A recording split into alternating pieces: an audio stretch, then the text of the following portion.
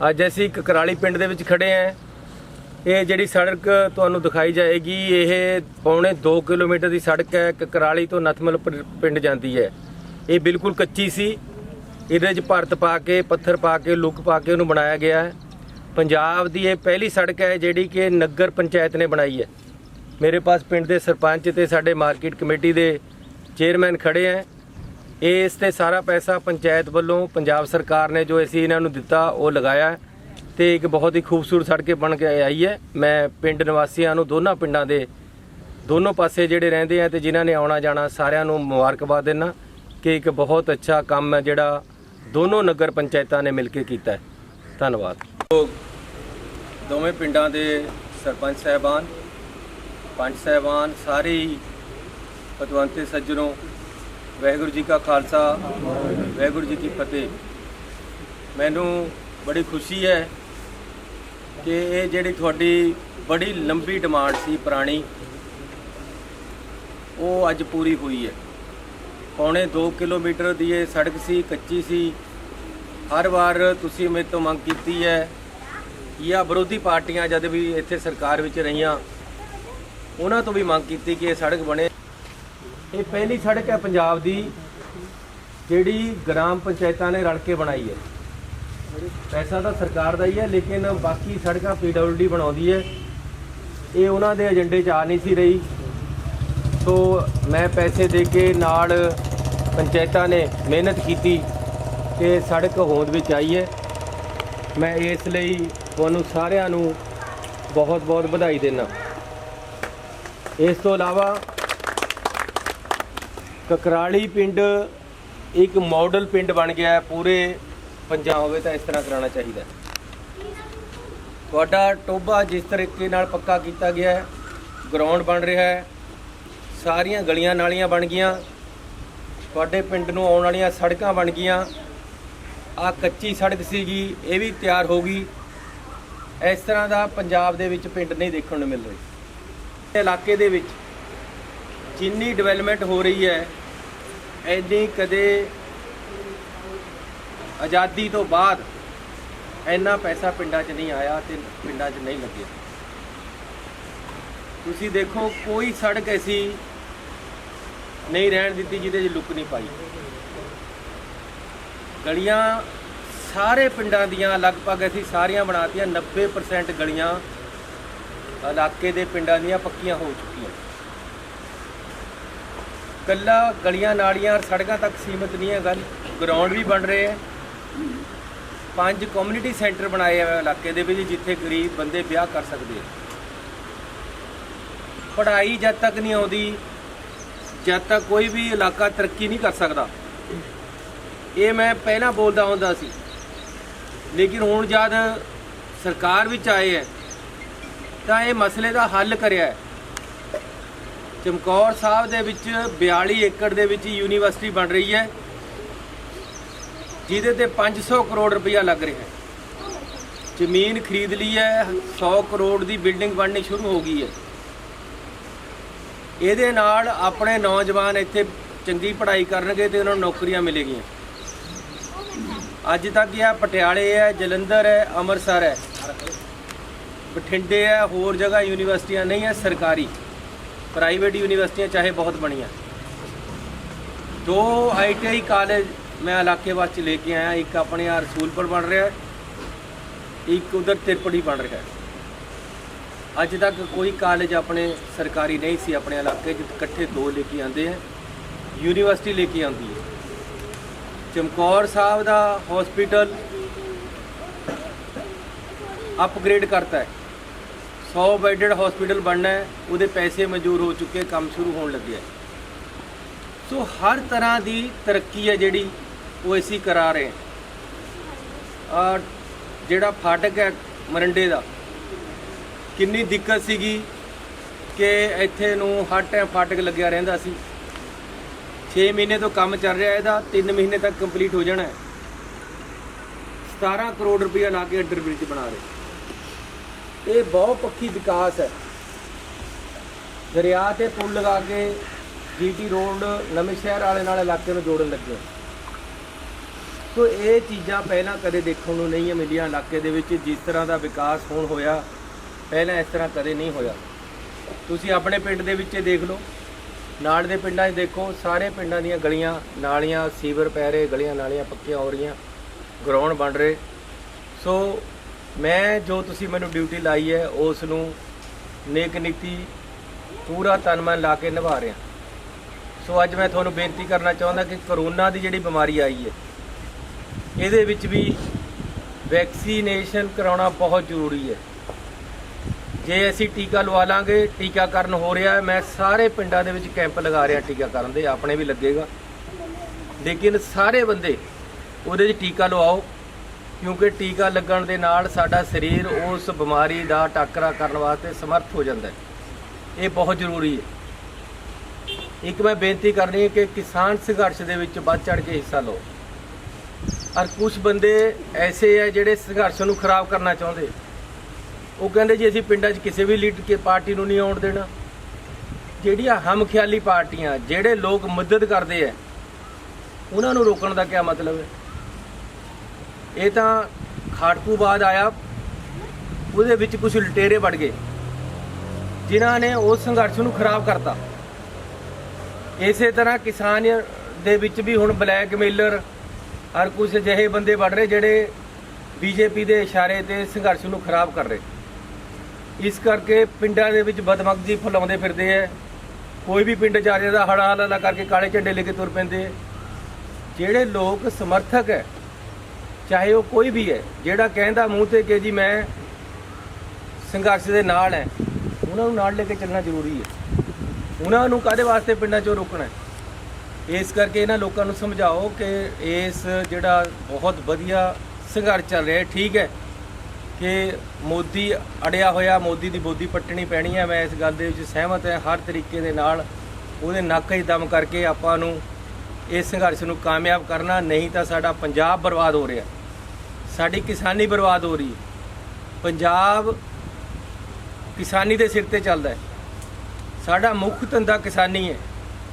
ਹਰ ਕੋਈ ਕਿਸਾਨੀ ਦੇ ਨਾਲ ਜੁੜਿਆ ਹੋਇਆ, ਚਾਹੇ ਉਹ ਆਪ ਕਿਸਾਨ ਹੈ, ਚਾਹੇ ਉੱਥੇ ਮਜ਼ਦੂਰ ਜਾਂਦਾ ਹੈ, ਚਾਹੇ ਕਿਸੇ ਕੋਲ ਫਸਲ ਜਾਂਦੀ ਹੈ, ਚਾਹੇ ਉਹ ਮੰਡੀਆਂ 'ਚ ਬੈਠਾ ਹੈ, ਚਾਹੇ ਦੁਕਾਨਦਾਰ 'ਚ ਬੈਠਾ ਹੈ, ਉਹ ਕਿਸਾਨ ਦੇ ਨਾਲ ਜੁੜਿਆ ਹੋਇਆ। ਤੇ ਬੀਜੇਪੀ ਦਾ ਇੱਕ ਨਿਸ਼ਾਨਾ ਹੈ ਕਿ ਕਿਸਾਨੀ ਨੂੰ ਖਤਮ ਕਰਨਾ ਹੈ, ਜਿਹਦੇ ਨਾਲ ਪੰਜਾਬ ਦਾ ਪੂਰੇ ਦਾ ਨੁਕਸਾਨ ਹੋ ਜਾਏ, ਸਮੁੱਚੇ ਦਾ। ਇਹ ਨਿਸ਼ਾਨਾ ਅਸੀਂ ਉਹਨਾਂ ਦਾ ਪੂਰਾ ਨਹੀਂ ਹੋਣ ਦੇਣਾ। ਇੱਕ ਛੜਯੰਤਰ ਰਚਿਆ ਉਹਨਾਂ ਨੇ ਸਾਡਾ ਪੰਜਾਬ ਨੂੰ ਖਰਾਬ ਕਰਨ ਦਾ, ਉਹਦੇ 'ਚ ਅਸੀਂ ਉਹਨਾਂ ਨੂੰ ਕਾਮਯਾਬ ਨਹੀਂ ਹੋਣ ਦੇਣਾ। ਇਹ ਠੀਕ ਹੈ ਵੀ ਅਕਾਲੀ ਦਲ ਵਾਲਿਆਂ ਨੇ ਵਿੱਚ ਬੈਠ ਕੇ ਛੜਯੰਤਰ ਦੀ ਸਪੋਰਟ ਕੀਤੀ, ਲੇਕਿਨ ਅੱਜ ਬਾਹਰ ਆ ਗਏ ਹੈ। ਅੱਜ ਕਹਿੰਦੇ ਅਸੀਂ ਕੁਰਬਾਨੀ ਕਰਤੀ, ਲੇਕਿਨ ਜ਼ਿਆਦਾ ਕਾਨੂੰਨ ਪਾਸ ਹੋਏ ਤਾਂ ਇਹ ਕਾਨੂੰਨਾਂ ਦੇ ਵਿੱਚ ਉਹਦੇ ਭਾਗੀ ਸੀਗੇ। ਸੋ ਮੈਂ ਤੁਹਾਨੂੰ ਬੇਨਤੀ ਕਰਨਾ ਚਾਹੁੰਦਾ ਕਿ ਆਉਣ ਵਾਲੇ ਸਮੇਂ ਦੇ ਵਿੱਚ ਕਿਸਾਨਾਂ ਦੀ ਪੂਰੀ ਸਪੋਰਟ ਕਰੋ। ਜਿੱਥੇ ਵੀ ਧਰਨਾ ਲੱਗਦਾ ਉੱਥੇ ਆਪਾਂ ਜਾਈਏ, ਉਹਨਾਂ ਦੀ ਸਪੋਰਟ ਦੇ ਵਿੱਚ ਖੜੀਏ, ਤਾਂ ਕਿ ਇੱਕ ਬੜੀ ਲਹਿਰ ਬਣ ਕੇ ਮਜਬੂਰ ਕਰੀਏ ਕੇਂਦਰ ਸਰਕਾਰ ਨੂੰ ਕਿ ਜੀ ਅਸੀਂ ਇਹ ਜਿਹੜੇ ਕਾਲੇ ਕਾਨੂੰਨ ਬਣੇ ਆ ਇਹ ਵਾਪਸ ਲਵੇਂ। ਸੋ ਮੈਂ ਤੁਹਾਡਾ ਧੰਨਵਾਦੀ ਹਾਂ ਕਿ ਤੁਸੀਂ ਇਕੱਠੇ ਹੋਏ ਹੈ। ਤੁਹਾਨੂੰ ਮੈਂ ਸਾਰਿਆਂ ਨੂੰ ਬੇਨਤੀ ਕਰਦਾ ਕਿ ਹਮੇਸ਼ਾ ਤੁਸੀਂ ਬਹੁਤ ਪਿਆਰ ਸਤਿਕਾਰ ਦਿੱਤਾ ਪਿੰਡ ਵੱਲੋਂ, ਹਮੇਸ਼ਾ ਤੁਸੀਂ ਜਿਤਾਉਣ ਵਿੱਚ ਮੋਹਰੀ ਰਹੇ ਹੋ। ਇਸ ਵਾਰ ਵੀ ਜਦੋਂ ਵੀ ਚੋਣਾਂ ਆਉਣਗੀਆਂ, ਪਤਾ ਨਹੀਂ ਸ਼ਾਇਦ ਚੋਣਾਂ ਹੋਣ ਵੀ ਦੇਣ ਕਿ ਨਹੀਂ, ਇਹ ਕੋਈ ਨਾ ਕੋਈ ਖੱਲੜ ਪਾ ਕੇ ਚੋਣਾਂ ਨੂੰ ਅੱਗੇ ਕਰਨ ਦੀ ਸਕੀਮ ਵਿੱਚ ਹੈਗੀ ਹੈ। ਬੀਜੇਪੀ ਗਵਰਨਰ ਰਾਜ ਲਾਉਣ ਦੇ ਚੱਕਰ ਵਿੱਚ ਹੈ, ਲੇਕਿਨ ਜਦੋਂ ਵੀ ਹੋਈਆਂ ਤਾਂ ਮੈਂ ਹਮੇਸ਼ਾ ਤੁਹਾਤੋਂ ਪਹਿਲਾਂ ਵੀ ਆਸ ਰੱਖੀ ਹੈ। ਤੁਸੀਂ ਪਹਿਲਾਂ ਵੀ ਪਿਆਰ ਦਿੱਤਾ, ਅੱਗੇ ਨੂੰ ਵੀ ਤੁਹਾਡੇ ਪਿਆਰ ਦੇ ਅਸੀਂ ਚਾਹੁੰਦੇ ਹਾਂ ਕਿ ਤੁਸੀਂ ਇਸੇ ਤਰ੍ਹਾਂ ਬਣਾਈ ਰੱਖੋ। ਸੋ ਮੈਂ ਧੰਨਵਾਦੀ ਹਾਂ ਸਰਪੰਚ ਸਾਹਿਬ ਦਾ, ਮਾਰਕੀਟ ਕਮੇਟੀ ਦੇ ਚੇਅਰਮੈਨ ਸਾਹਿਬ ਦਾ, ਤੇ ਨਾਲ ਦੇ ਪਿੰਡ ਦੀ ਪੰਚਾਇਤ ਦਾ, ਤੁਹਾਡੀ ਪੰਚਾਇਤ ਦਾ, ਜਿਨ੍ਹਾਂ ਨੇ ਮੇਰਾ ਸਹਿਯੋਗ ਦੇ ਕੇ ਇਸ ਸੜਕ ਨੂੰ ਸਿਰੇ ਲਗਾਇਆ। ਇਹ ਤੁਸੀਂ ਮਿਸਾਲ ਕਾਇਮ ਕੀਤੀ ਹੈ। ਮੈਂ ਬਾਕੀ ਪਿੰਡਾਂ ਦੀਆਂ ਹੁਣ ਜਿਹੜੀਆਂ ਕੱਚੀਆਂ ਸੜਕਾਂ ਤੁਹਾਡੇ ਪਿੰਡ ਤੋਂ ਜਾਂਦੀ ਹੈ ਧਨੌਰੀ ਨੂੰ, ਉਹ ਤੁਸੀਂ ਕਹਿਣਾ ਸੀ ਤੁਸੀਂ ਮਿੱਟੀ ਕਰਾ ਚੁੱਕੇ, ਉਹ ਵੀ ਹੁਣ ਤੁਹਾਡੀਆਂ ਪੰਚਾਇਤਾਂ ਨੇ ਬਣਾਉਣੀ ਹੈ। ਤੁਸੀਂ ਧਨੌਰੀ ਵਾਲੀ ਪੰਚਾਇਤ ਨਾਲ ਗੱਲ ਕਰ ਲਓ, ਇੱਧਰ ਤੁਹਾਡੀ ਪੰਚਾਇਤ ਹੈ, ਮੈਂ ਦੋਨਾਂ ਨੂੰ ਪੈਸੇ ਦੇ ਦਿੰਦਾ। ਇੱਕ ਮਿਸਾਲ ਕਾਇਮ ਕਰਨੀ ਹੈ ਤੁਹਾਡੇ ਪਿੰਡ ਤੇ ਕਿ ਜੀ ਤੁਸੀਂ ਆਹ ਸੜਕਾਂ ਬਣਾਈਆਂ, ਬਾਕੀ ਪਿੰਡਾਂ ਦੀਆਂ ਬਣਨੀਆਂ ਇਸ ਤਰ੍ਹਾਂ ਸ਼ੁਰੂ ਹੋਣਗੀਆਂ। ਬਾਅਦ ਦੇ ਵਿੱਚ ਅਸੀਂ ਇਹ PWD ਨੂੰ ਦੇ ਦੇਣੀ ਹੈ। ਬਾਅਦ ਦੀਆਂ ਲੁੱਕਾਂ ਉਹ ਪਾਏ ਕਰੇਗੀ, ਇਹਦੇ ਤੇ ਬਾਅਦ ਦਾ ਕੰਮ ਉਹ ਕਰੇਗੀ। ਸੋ ਤੁਹਾਨੂੰ ਮੈਂ ਬੇਨਤੀ ਕਰਦਾ ਕਿ ਪਿਛਲੀ ਵਾਰ ਵੀ ਆਮ ਆਦਮੀ ਵਾਲੇ ਬੜਾ ਖੱਲ ਕਰਕੇ ਤੁਰੇ ਵੇ ਸੀ, ਲੇਕਿਨ ਤੁਸੀਂ ਸਰਕਾਰ ਲੈ ਕੇ ਆਂਦੀ। ਇਸ ਵਾਰ ਵੀ ਪਹਿਲਾਂ ਵਾਂਗੂ ਤਾਂ ਲਹਿਰ ਹੈ ਨਹੀਂ, ਕਿਉਂਕਿ ਉਹ ਵੀ ਕਈ ਘਰਾਂ ਦੇ ਵਿੱਚ ਹੋ ਗਏ। ਤਾਂ 3 ਜਗ੍ਹਾ ਆਮ ਆਦਮੀ ਵਾਲੇ ਬੈਠੇ। ਉਹ 18 MLA ਸੀ, ਉਹ ਵੀ ਇੱਕ ਜਗ੍ਹਾ ਨਹੀਂ ਰਹਿ ਸਕੇ, 3 ਜਗ੍ਹਾ ਬੈਠੇ। ਇੱਕ ਖਹਿਰਾ ਸੀਗਾ, ਉਹ ਤਾਂ ਹੁਣ ਕਾਂਗਰਸ 'ਚ ਆ ਗਿਆ। ਇੱਕ ਹੋਰ ਗਰੁੱਪ ਬੈਠਾ ਹੈ ਉੱਥੇ ਹੀ, ਤੇ ਇੱਕ ਆਮ ਆਦਮੀ 'ਚ ਰਹਿ ਗਿਆ। ਮਜੀਠੇ ਨਾਲ ਟੱਕਰ ਦੀਆਂ ਗੱਲਾਂ ਕਰਦੇ ਸੀ, ਮਾਫੀ ਮੰਗ ਕੇ ਛੁੱਟੇ ਹੈ। ਇਸ ਕਰਕੇ ਅਜਿਹੇ ਲੋਕਾਂ ਨੂੰ ਜ਼ਿਆਦਾ ਮੂੰਹ ਲਾਵਾਂਗੇ ਤਾਂ ਆਪਣੇ ਨੁਕਸਾਨ ਹੋਣੇ। ਆਪਾਂ ਆਪਸ 'ਚ ਉਲਝ ਕੇ ਕੋਈ ਤੀਸਰੀ ਧਿਰ ਪੈਦਾ ਲੈ ਜਾਏਗੀ। BJP ਪਹਿਲੇ ਹੀ ਸਾਡੇ ਤੇ ਉਹ ਬੈਠੀ ਹੈ। ਇਹ ਅੰਦਰ ਖਾਤੇ ਸਾਰੇ ਮਿਲੇ ਵੇ, ਸਾਰੇ ਚਾਹੁੰਦੇ ਆ ਕਿ ਇਹਨਾਂ ਨੂੰ ਹਟਾਈਏ ਉਰੇ ਤੇ। ਤੁਸੀਂ ਇਹ ਦੇਖੋ, ਅਕਾਲੀਆਂ ਨੇ BSP ਨਾਲ ਸਮਝੌਤਾ ਕਰ ਲਿਆ, ਤੇ ਸਮਝੌਤੇ ਵਿੱਚ ਸੀਟਾਂ ਸਿਰਫ 10 ਦਿੱਤੀਆਂ ਉਹਨਾਂ ਨੂੰ, ਤੇ ਉਹ ਵੀ ਉਹ ਦਿੱਤੀਆਂ। ਇੱਕ ਹੁਸ਼ਿਆਰਪੁਰ ਦੀ ਦਿੱਤੀ ਜਿੱਥੇ BJP ਲੜਦੀ ਹੈ, BJP ਜਿੱਤਦੀ ਹੈ ਅੱਗੇ। ਇੱਕ ਪਠਾਨਕੋਟ ਦੀ ਦਿੱਤੀ ਜਿੱਥੇ BJP ਲੜਦੀ ਹੈ। ਇੱਕ ਸੁਜਾਨਪੁਰ ਦੀ ਦਿੱਤੀ ਜਿੱਥੇ BJP ਲੜਦੀ ਹੈ। ਜਿੱਥੇ ਤੇ BJP ਜਿੱਤ ਸਕੇ, ਅਕਾਲੀਆਂ ਨੇ ਉਹ ਸੀਟਾਂ BSP ਨੂੰ ਦਿੱਤੀਆਂ ਤਾਂ ਕਿ ਇਹਨਾਂ ਦੇ ਬੰਦੇ BJP ਨੂੰ ਵੋਟਾਂ ਪਾ ਕੇ ਉੱਥੇ ਦੇ BJP ਲਿਆਉਣ, ਬਾਕੀ ਜਗ੍ਹਾ ਅਕਾਲੀ ਆਉਣ, ਤੇ ਫਿਰ BJP ਔਰ ਅਕਾਲੀ ਦਲ ਰਲ ਕੇ ਸਮਝੌਤਾ ਕਰ ਲਵੇ। ਇਹ ਇੱਕ ਸੋਚੀ ਸਮਝੀ ਸਾਜ਼ਿਸ਼ ਹੈ, ਹਰ ਕਿਸੇ ਨੂੰ ਸਮਝ ਆਉਂਦੀ ਹੈ। ਦਿੱਤੀਆਂ 10 ਸੀਟਾਂ, 10 ਚੋਂ 8 ਉਹ ਦਿੱਤੀਆਂ ਜਿੱਥੇ BJP ਨੂੰ ਜਿਤਾਉਣਾ ਹੈ। ਆਪਣੇ ਇੱਕ ਦਿੱਤੀ ਹੈ, ਆਪਣੇ ਵੀ ਇਹ ਚਾਹੁੰਦੇ ਆ ਜੀ ਇੱਥੇ ਤੇ ਇਹਨੂੰ ਹਟਾਈਏ, ਕੋਈ ਹੋਰ ਆ ਜਾਵੇ ਤਾਂ ਕਿ ਇਲਾਕੇ ਡਿਵੈਲਪਮੈਂਟ ਇਹ ਤਾਂ ਕਰਾਉਣੇ ਵਾਲੇ ਹੈ ਨਹੀਂ। ਇਸ ਕਰਕੇ ਇਹ ਚੀਜ਼ ਨੂੰ ਸਮਝਣ ਦੀ ਲੋੜ ਹੈ। ਅਕਾਲੀ ਦਲ ਅਜੇ ਵੀ BJP ਦੇ ਨਾਲ ਰਲਿਆ ਹੋਇਆ ਹੈ। ਇਹ ਹੁਣ ਚਾਹੁੰਦੇ ਆ ਵੋਟਾਂ ਨੂੰ ਡਾਇਵਰਟ ਕਿਸੇ ਹੋਰ ਪਾਸੇ ਕਰਾਉਣ। ਬੀਬੀ ਦਾ ਮੁੰਡੇ ਨੂੰ ਪਹਿਲਾਂ ਟਿਕਟ ਦੇਣ ਦੀ ਸਲਾਹ ਸੀਗੀ। ਸੁਖਬੀਰ ਕਹਿੰਦਾ ਜੀ ਮੈਂ ਤਾਂ ਇਹਨੂੰ ਕਿਹਾ ਹੀ ਨਹੀਂ ਕਿ ਤੂੰ SP ਦੀ ਨੌਕਰੀ ਛੱਡ ਦੇ, ਉਹ ਛੱਡ ਕੇ ਆ ਗਿਆ। ਹੁਣ ਦੇਖਦੇ ਹਾਂ ਉਹ ਕਿੱਧਰ ਨੂੰ ਜਾਂਦਾ ਆ, ਉਹ ਕਿਸੇ ਨਾ ਕਿਸੇ ਨਾਲ ਰਲੇਗਾ। ਇਹ ਇੱਥੇ ਬਹੁਜਨ ਸਮਾਜ ਪਾਰਟੀ ਨੂੰ ਵੋਟ ਦੇ ਇੱਥੇ ਚਮਕੌਰ ਸਾਹਿਬ ਦੀ ਸੀਟ ਬਹੁਜਨ ਸਮਾਜ, ਉਹ ਤਾਂ ਗਿਆ ਵਿਚਾਰਾ, ਨੌਕਰੀ ਛੱਡੀ, ਸਾਰਾ ਕੁਝ ਛੱਡਿਆ, ਉਹ ਤਾਂ ਗਿਆ। ਨਾ ਉਹ ਘਰ ਦਾ ਨਾ ਘਾਟ ਦਾ, ਜਿਕਣਾ ਕਹਿੰਦੇ ਧੋਬੀ ਦਾ ਕੁੱਤਾ, ਨਾ ਘਰ ਦਾ ਨਾ ਘਾਟ ਦਾ। ਬਾਦਲ ਤੇ ਆਪਣੇ ਬੈਠੇ ਆ। ਚੰਨੀ ਸਾਹਿਬ ਨੇ ਜਿਹੜੀ ਗੱਲ ਕਹੀ ਹੈ, ਸਿਫਾਰਿਸ਼ ਦੱਸੀ ਹੈ, ਪਿੰਡ ਦਾ ਵਿਕਾਸ ਹੋਇਆ, ਆਪਣੇ ਪਿੰਡ ਦਾ ਨਹੀਂ ਹੋਇਆ ਤਾਂ ਦੱਸੋ। ਆਪਣੇ ਪਿੰਡ ਦਾ ਹਰ ਇੱਕ ਵਿਕਾਸ ਹੋਇਆ ਚੰਨੀ ਸਾਹਿਬ, ਸਾਡੇ ਪਿੰਡ ਦਾ ਜੀ ਸਹੀ ਤਰੀਕੇ ਨਾਲ ਵਿਕਾਸ ਹੋਇਆ। ਸਾਡੇ ਪਿੰਡ ਦੇ ਵਿੱਚ ਹਰ ਇੱਕ ਚੀਜ਼ ਸਹੀ ਹੋਈ ਹੈ। ਸਾਡੇ ਪਿੰਡ ਦੇ ਵਿੱਚ 25 ਸਾਲ ਸਰਪੰਚੀ ਕੀਤੀ ਜੀ, ਅਕਾਲੀਆਂ ਦਾ ਸਰਪੰਚ। ਗਲੀਆਂ ਕੱਚੀਆਂ ਹੁੰਦੀਆਂ ਦੀਆਂ। ਜਿਸ ਵਕਤ ਸਰਪੰਚੀ ਸਰਦਾਰ ਸ਼ੇਰ ਸਿੰਘ ਦੇ ਘਰ 'ਚ ਆਈ ਹੈ, ਸਾਡੇ ਪਿੰਡ ਦਾ ਨਰਕ ਨਿਕਲਿਆ, ਟੋਬੇ ਵਧੀਆ ਬਣ ਗਏ, ਸਾਰਾ ਕੁਝ। ਆ ਨਸਲਮਰਪਰ ਨੂੰ ਸੜਕ ਬਣੀ ਆ, ਧਨੌਰੀ ਵਾਲਾ ਰਸਤਾ ਬਣਨਾ, ਵਧੀਆ ਬਣਨਾ। ਠੀਕ ਹੈ ਜੀ, ਚਲੋ ਜੀ। ਹੁਣ ਫਿਰ ਵਧੀਆ ਸਾਰਾ ਕੁਝ ਬਣਿਆ ਜੀ। ਆਪਾਂ ਨਹੀਂ ਕਹਿੰਦੇ ਕਿ ਕੰਮ ਨਹੀਂ ਬਣਿਆ, ਪਰ ਵੋਟ ਪਾਓ। ਬਾਕੀ ਮੈਂ ਧੰਨਵਾਦ ਕਰਦਾ ਸਰਦਾਰ ਚੰਨ ਸਿੰਘ ਚੰਨੀ ਸਾਹਿਬ ਦਾ, ਜਿਨ੍ਹਾਂ ਨੇ ਸਾਡਾ ਐਡਾ ਵੱਡਾ ਉਪਰਾਲਾ ਕਰਕੇ ਸਾਡੇ ਪਿੰਡ ਦਾ ਸੁਧਾਰ ਕਰਿਆ। ਮੈਂ ਚੰਨੀ ਸਾਹਿਬ ਦੇ ਅਸੀਂ ਤਾਂ ਚੈਨਾਂ ਦੀ ਧੂੜ ਵੀ ਨਹੀਂ।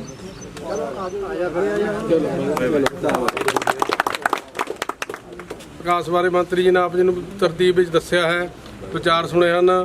ਸੋ ਮੈਂ ਇੱਥੇ ਆਏ ਸਾਰੇ ਪਤਵੰਤੇ ਸੱਜਣਾਂ ਦਾ, ਮੰਤਰੀ ਸਾਹਿਬ ਦਾ, BDO ਸਾਹਿਬ, ਸੈਕਟਰੀ ਸਾਹਿਬ ਅਤੇ ਚੇਅਰਮੈਨ ਸਾਹਿਬ, ਹੋਰ ਜਿੰਨੇ ਵੀ ਇੱਥੇ ਪਤਵੰਤੇ ਸੱਜਣ ਆਏ, ਸਾਰਿਆਂ ਦਾ ਤਹਿ ਦਿਲੋਂ ਧੰਨਵਾਦ ਕਰਦਾ ਅਤੇ ਬੇਨਤੀ ਕਰਦਾ ਹਾਂ ਕਿ ਜਿਹੜੀ ਵੋਟ ਹੈ ਭਾਈ ਉਹ ਵਿਕਾਸ ਨੂੰ ਪਾਈ ਜਾਣੀ ਹੈ।